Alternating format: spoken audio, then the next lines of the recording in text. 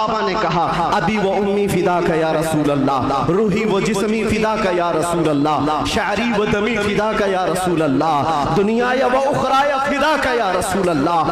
اس محسن کائنات پر کچھ لب کشائی کرنا، کچھ بولنا حقیقت میں ان کی تعریف کرنا نہیں ہے، بلکہ حقیقت میں یہ جلسے، یہ پروگرام، یہ ساری سیرت کی مجلسیں کیوں ہوتی ہیں؟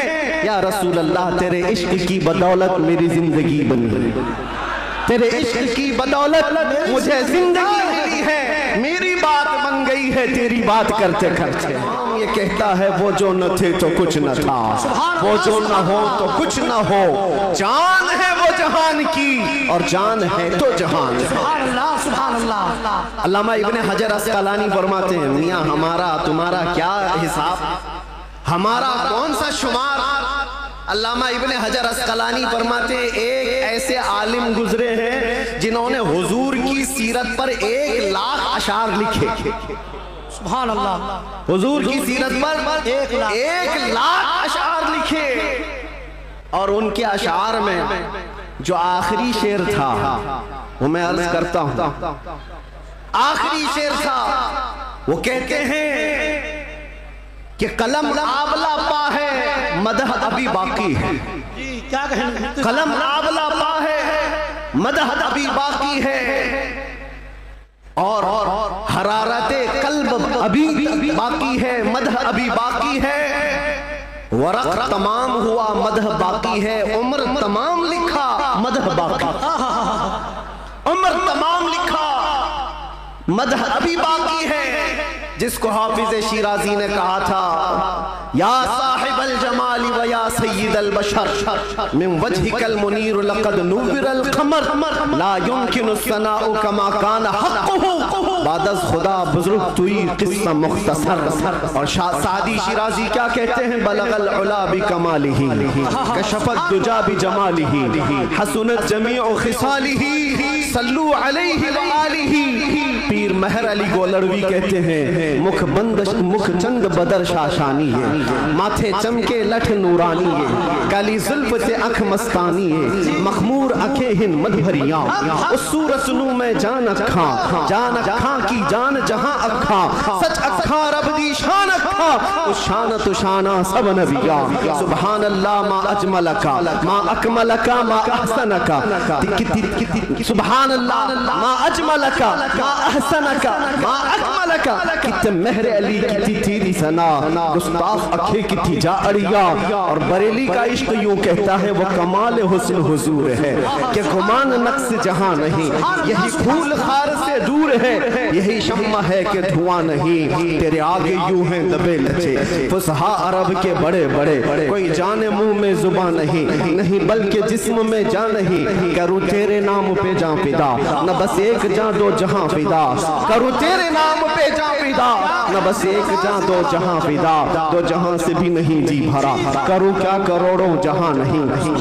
یا اللہ مدح کرتے کرتے لوگوں کی زبانیں تھک گئی، اور پھر آخر میں سب نے جو کہا وہی مسلک امام احمد رضا ہے۔ کیا کہا؟ یا رسول اللہ تیرے تو وصف عیب تناہی سے ہیں بری، حیران ہوں میرے شاہ میں کیا کیا کہوں تجھے، لیکن رضا نے ختم سخن اس پہ کر دیا، خالق کا بندہ خلق کا آقا کہوں تجھے۔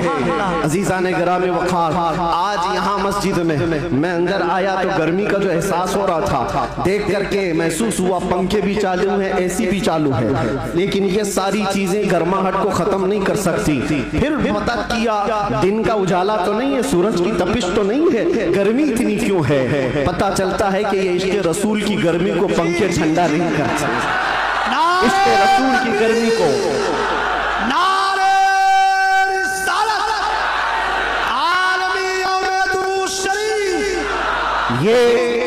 یہ پسینہ تو آنا ہی ہے، یہ پسینہ تو آنا ہی ہے، ایرے غیرے نتھو کھیرے کو کون سا پسینہ آئے گا؟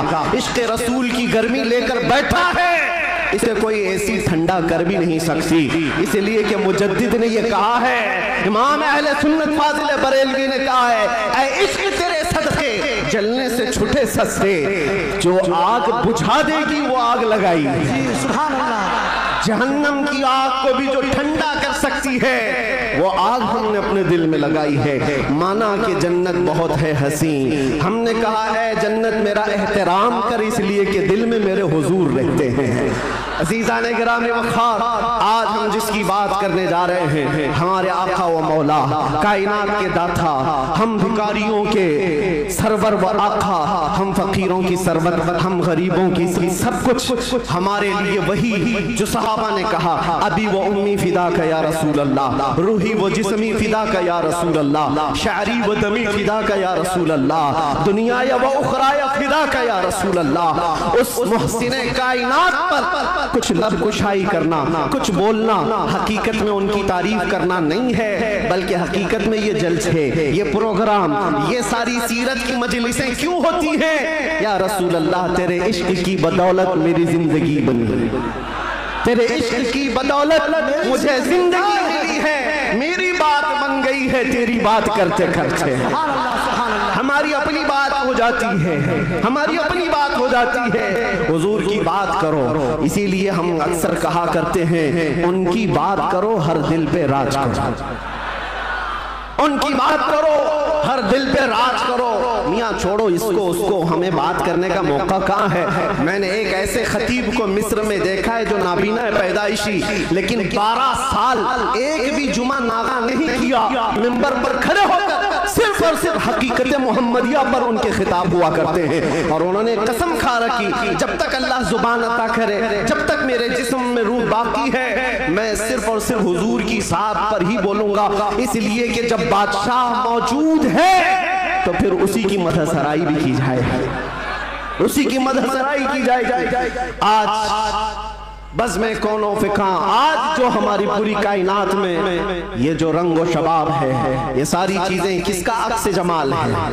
ये किसका अक्स जमाल है? सच कहा है जिसने भी कहा है या रसूल अल्लाह सल्लल्लाहु तआला अलैहि वसल्लम, लौह भी झूठ कलम भी झूठ, तेरा वजूद अल किताब, गुंबदे आबगीना रंग, तेरे मुहीत में हिबाब। जो कुछ भी दुनिया को मिला है वो हुजूर के अक्से जमाल से मिला है। ये सदका है। आज हमारी इज्जतें, आज हमारे लिए ये रुतबे, ये शाने किस बात पर है? या हमारी लंबी पगड़ी और जुब्बे की वजह से नहीं है। बात उनकी करते हैं इसलिए हर दिल पर राज करते हैं। बात करो तुम नबी पाक सल्लल्लाहु अलैहि वसल्लम की, और फिर इज्जतों को देखो। मियाँ मैंने महसूस किया हुजूर की इज्जत पर पहरा देने वाले को अगर दुनिया में इज्जत है तो मौला आखिरत में क्या रुतबा अता करेगा, क्या शान अता करेगा? दुनिया में देखा है 100 साल हो गए हमारी महफिलों में आला हजरत अभी भी जिंदा है, मरने नहीं देते लोग। क्यों? इसलिए कि जो नबी की बात करता है मौला उसका नाम भी जिंदा रखता है, कलाम भी जिंदा रखता है। गुस्ताख आए चले गए, तारीख के पन्नों में अभी नाम भी गुम हो गए। बहुत सारे कीड़े मकोड़े आएंगे मौसम में और चले भी जाएंगे, चले जाएंगे। उनकी तारीख, उनके कलाम महफूज नहीं रहे और लोगों को याद भी नहीं रहता चंद साल पहले क्या हुआ था, उसके बाद क्या हो रहा है, सब भुला दिए जाते हैं। उतबा, शैबा, अबू लहब और इससे बड़े बड़े बहुत सारे आए तारीख के। हर साल कोई ना कोई नाजायज वलदुल हराम होता है जो हुजूर की इज्जत पर भौंकता है, लेकिन वो मौसमों के साथ ऐसे ही खत्म भी हो जाता है। बाकी कौन होता है? इकबाल को सुनो, इकबाल ने कहा है बातिल से डरने वाले है आसमां नहीं है हम, 100 बार कर चुका है तो इम्तिहान हमारा। तौहीद की अमानत, इश्क़ रसूल की अमानत सीनों में है हमारे, आसान नहीं मिटाना नामो निशान हमारा। यूनान और मिस्र, रोमा सब मिट गए जहां से, बाकी मगर है अब तक नामो निशान हमारा। ये नामो निशान जो हमारा बाकी है वो इस वजह से नहीं है कि हमारे पास कुव्वत फौलादी है, हमारे पास ताकत कोई असबाबी है। नामो निशान जो बाकी है वो हुजूर पाक के नाम की बरकत से है, वो कभी खत्म नहीं होने वाली है। नाम रसूल पर जो जिंदा हुआ सुबह क़ियामत तक मौला तबारक व तआला उसके नाम को और उसके कलाम को जिंदा रखता है। अज़ीज़ान गिरामी वक़ार, हम उस अजीम मोहसिन कायनात की सीरत पर आज गुफ्तगू करने आए हैं जिसका हर जर्रा, जिंदगी का हर लम्हा महफूज कर दिया गया है। पूरी तारीख उठाकर देख लेना, पूरी तारीख। कोई एक ऐसा शख्स ला करके दिखा दो جس کے پیدا ہونے سے اس کی قبر میں جانے تک نہیں میرے عزیز، دنیا شروع ہو کر کے اب تک جس کے حالات ویسے محفوظ کیے گئے ہوں جیسے میرے آقا کے محفوظ کیے گئے. ارے صحابہ تو یہ تک محفوظ کر گئے کہ حضور مسکراتے تھے تو کتنے دانت دکھتے تھے. حضور پاک صلی اللہ تعالیٰ علیہ وسلم کی عمر مبارکہ جب زیادہ ہوئی تھی تو صحابہ نے یہ بھی گن رکھا تھا کہ حضور کی داڑھی مبارک میں سفید بال کتنے تھے. ہر چیز محفوظ رکھا ہے. تم کیا سمجھتے ہو یعنی آج کل کے کسی محلے سے نکلا ہوا کوئی پاکھنڈی حضور کے نام پر بھوکے تو حضور کی عزت پر فرق آئے گا؟ تو گھٹائے سے کسی کے نہ گھٹا ہے نہ گھٹے گا جب بڑھائے تجھے اللہ تعالیٰ تیرا. نبی پاک صلی اللہ تعالیٰ علیہ وسلم کی ہر چیز کو اللہ نے محفوظ رکھا. آپ کو پتہ ہے لوگ آج الجھتے ہیں، کوئی بھی آ جاتا ہے انٹرنیٹ پر اس کو دیکھ کر کے بہکنے لگتے، نئے نئے اپنے انداز میں فکر بناتے ہیں. میاں اب تو انٹرنیٹ کا دور ہے، گوگل ہی سب کا استاد بن گیا ہے. یوٹیوب پہ کوئی بھی لچکدار باتیں کرنے لگے اس کے فالوور ہو گئے. آپ نوجوانوں کو ایک سوال بار بار یہ آتا ہے، حضور کا دین ایک ہی ہے، حضور کا دین ایک ہی ہے. حضور پاک صلی اللہ علیہ وسلم نے جو قرآن اللہ کی بارگاہ سے ہمیں دیا ہے وہ ایک ہی ہے. تو پھر یہ بعد میں آنے کے بعد تم کہتے ہو چلو مان لیا سنی سب حق پر ہے، پھر یہ سنیوں میں یہ حنفی بھی ہے، شافعی بھی ہے، مالکی بھی ہے، حنبلی بھی ہے. یہ کیا ہے؟ چار الگ الگ کیوں طریقے اپنا لیے؟ جب تم کہتے ہو سب حق پر ہیں تو یہ چار الگ الگ کیوں ہے؟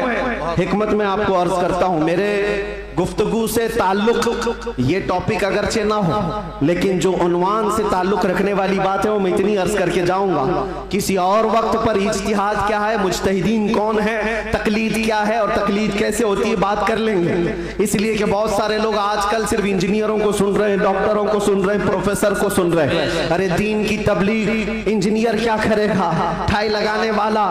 جس طرح سے یہاں سے رفو چکر ہو کر کے کئی لوگ جا چکے ہیں ایسی ہی نمبر آتا رہے گا. تمہارے پاس اگر دین باقی رہے گا تو وہی دین باقی رہے گا جو غوث اعظم سے پلا، جو غریب نواز سے آیا ہے، جو اعلیٰ حضرت سے ہو کر کے آیا ہے. دجال اور شیطان ہر زمانے میں آتے رہیں گے اور جو ان کے مرید ہو گئے ان طوفانوں میں جو بہ گئے، جو باقی رہ گئے انشاءاللہ ان کا ایمان سلامت رہے گا.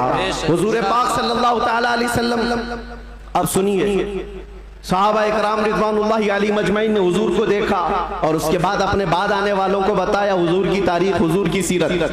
امام اعظم ابو حنیفہ نماز پڑھتے ہیں، ایک بار ہاتھ اٹھاتے ہیں اور پھر اس کے بعد نماز میں کبھی ہاتھ اٹھاتے نہیں، رکوع کے بعد نہیں.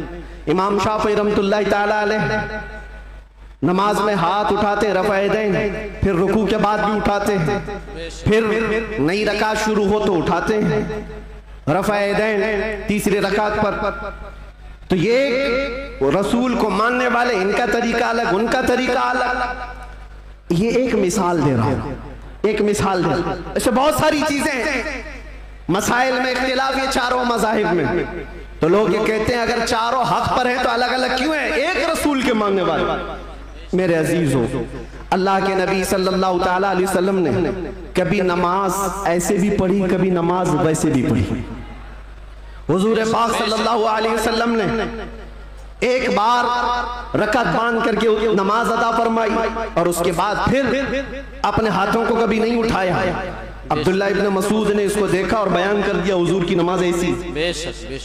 بعض مرتبہ صحابہ نے حضور پاک صلی اللہ علیہ وسلم کو رفع یدین کرتے دیکھا رکوع کے بعد، تو ان صحابہ نے کہا رسول اللہ کی نماز ایسی بھی تھی. حضور کی ادائیں الگ الگ تھیں، حضور کی ادائیں الگ الگ تھیں، لیکن یہ حکمت مولا کریم کی دیکھیں کہ یہ چار امام آئے ہیں، چاروں نے حضور کے ایک ایک طریقے کو اپنا لیا. کیا بات ہے، کیا بات ہے، بہت خوب، بہت. امام اعظم ابو حنیفہ نے بھی ایک طریقہ لے لیا، امام شافعی نے بھی یہ لے لیا، امام مالک نے بھی ایک طریقہ. حضور کی ادائیں الگ الگ موقع پر الگ الگ تھی، سب نے ایک ایک طریقہ لے لیا. تم کہتے ہو چاروں ایک ہو جاتے تو حضور کی کچھ ادائیں عمل کے لیے نہیں رہ جاتی. امت کو چاہیے کہ حضور کی ہر ادا پر عمل کرے، کوئی شافعی بن کر، کوئی حنفی بن کر، کوئی مالکی بن کر، کوئی حنبلی بن کر. یہ مولا کی حکمت ہے رب تعالیٰ کی کہ اس کے رسول کی کوئی ادا بھی غائب ہونے نہ پائے. جو جو رسول نے کیا ہے وہ صبح قیامت تک زندہ رہے. نعرے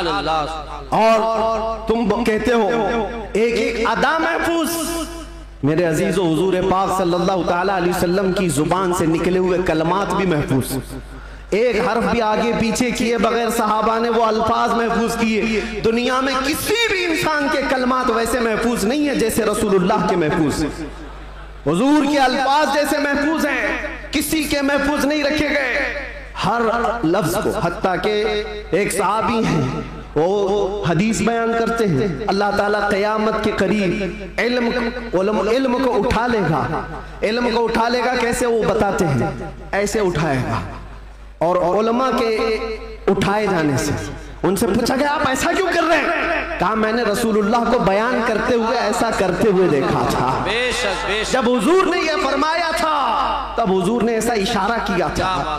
کوئی صحابی ہیں حدیث بیان کر رہے ہیں، مسکرا کر کے بیان کر رہے ہیں، پوچھا کہ کیوں؟ کہا جب رسول اللہ نے یہ جملہ فرمایا تھا تو حضور نے مسکرایا تھا۔ سبحان اللہ۔ بے ایک صحابی ہیں روایت بیان کرے، حدیث بیان کرے، مسافہ کر کے کہتے ہیں کہ یہ ایسا ایسا حضور نے فرمایا۔ کہا یہ مسافہ کر کے بیان کیوں کیا؟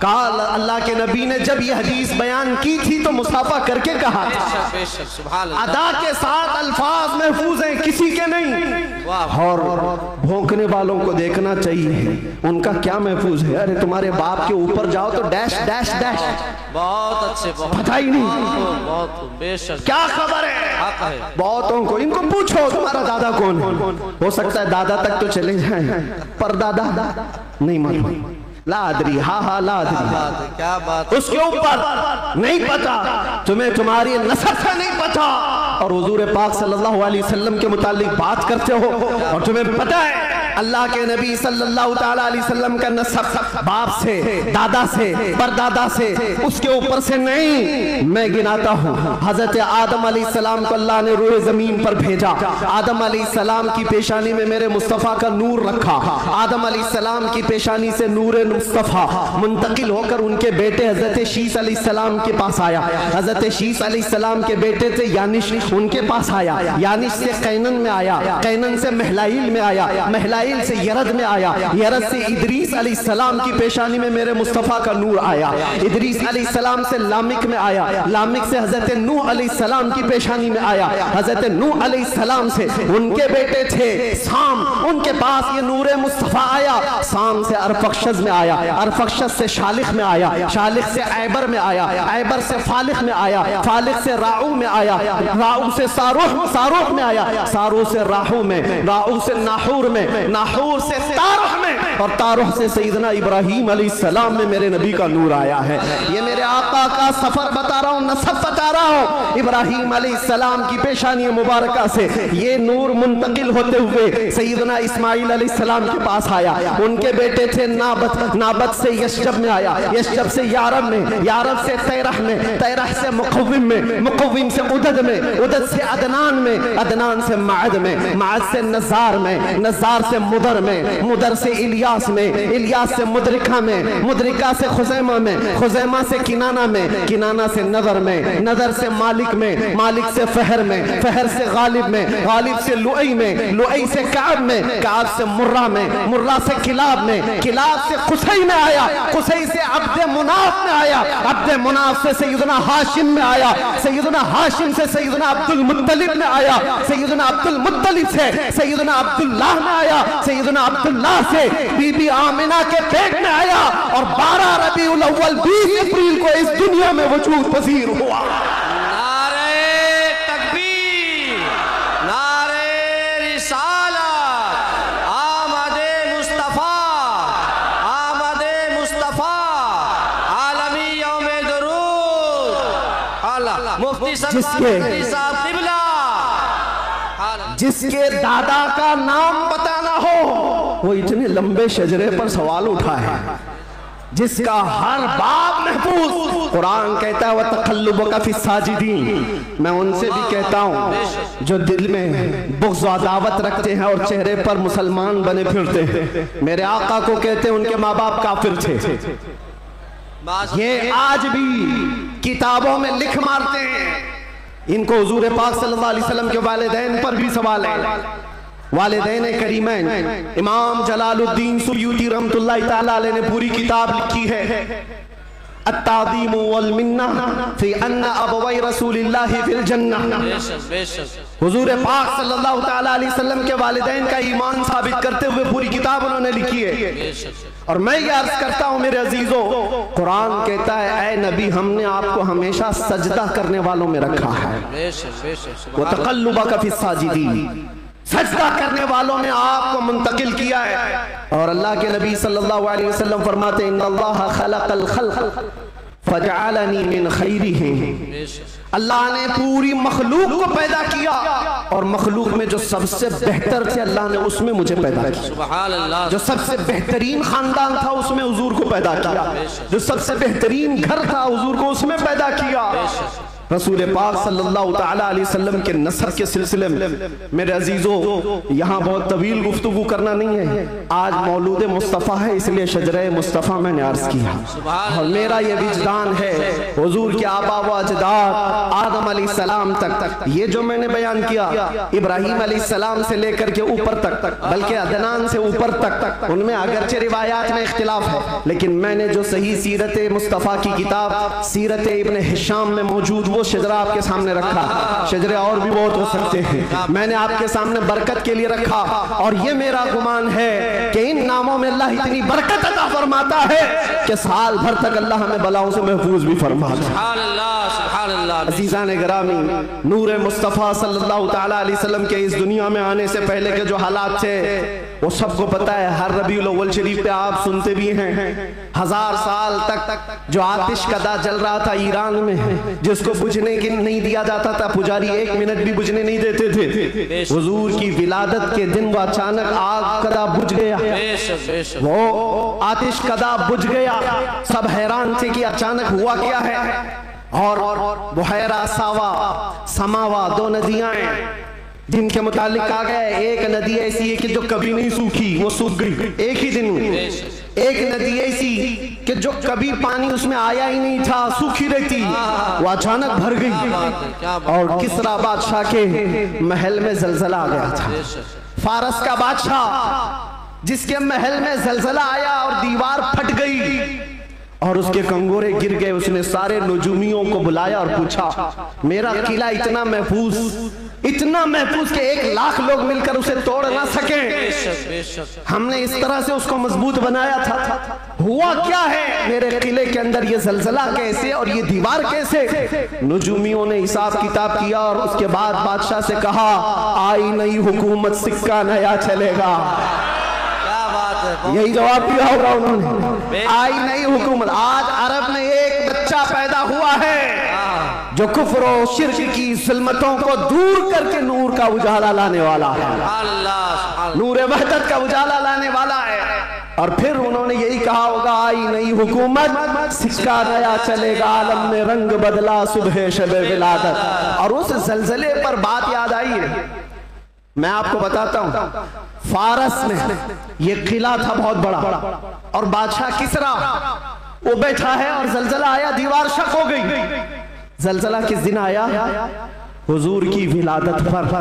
آج بھی کئی لوگوں کے دلوں میں بھی زلزلہ آتا ہے. کیا بات ہے کیا بات ہے. بہت زلزلہ آتا ہے بے شک بے شک. جب حضور کی ولادت کا ذکر کرے ہلنے لگ جاتے. وہ زلزلہ آتا ہے لیکن تمہارے دل کے اندر زلزلہ آنے سے ہمیں کچھ فرق نہیں پڑتا. بے شک بے شک کچھ فرق نہیں پڑتا. اسی زلزلے کو اعلیٰ حضرت نے کیا فرمایا جانتے ہو؟ حشر تک ڈالیں گے ہم پیدائش مولا کی دھوم، مثل فارس نجد کے قلعے گراتے جائیں گے. بے شک بے شک. مثل فارس نجد کے قلعے گراتے جائیں گے. یا رسول اللہ یا رسول اللہ. زندہ باد زندہ باد.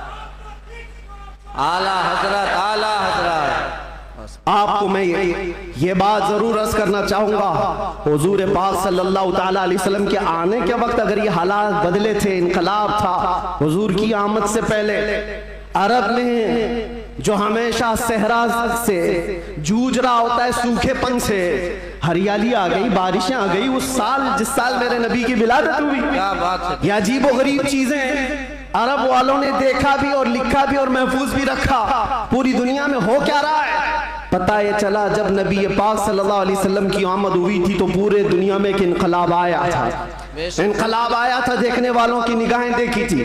آج میرا وجدان یہ کہتا ہے جب کبھی سچے عشق و محبت کے ساتھ حضور کی کوئی آمد کی بات کرتا ہے تو انقلاب آتا ہے۔ اس انقلاب کا اثر آج بھی موجود ہے، انقلاب آتا ہے، کسی کے چولہے ہلتے ہیں، کسی کے در و دیوار ہلتے ہیں، کسی کے اندر نخوت کی آگ بھڑکتی ہے اور کوئی کسی کو کچھ بھی آنکھ دکھاتا ہے۔ یہ سب ہو چکا ہے حضور کی آمد سے پہلے، اور جب حضور پاک صلی اللہ علیہ وسلم تشریف لائے اس کے بعد کے حالات بھی آپ کو پتہ ہے۔ مختصر انداز میں چونکہ ہر سنی مسلمان کو یہ ضروری ہے کہ وہ اپنے نبی کی سیرت پڑھے، بلکہ ہر مسلمان، کیوں؟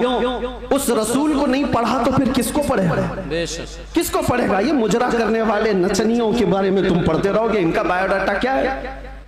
جو جہنم کا راستہ دکھاتے ہو ان کے متعلق تم پڑھتے رہو گے؟ نہیں، تمہارا شوق، تمہاری جستجو یہ ہو کہ میرے مصطفیٰ کریم صلی اللہ علیہ وسلم کی ہر ادا کو میں پڑھ لوں، حضور کی زندگی پاک کو پڑھ لوں۔ اللہ کے نبی صلی اللہ تعالیٰ علیہ وسلم تشریف لائے، حالات زمانہ بہت الگ تھے، اور روایتیں تو یہ بتاتی ہیں پورے مکہ میں اس سال صرف اور صرف جتنے گھروں میں بچے ہوئے سب لڑکے ہی پیدا ہوئے، سب پیدا ہوئے جو تھے وہ لڑکے تھے۔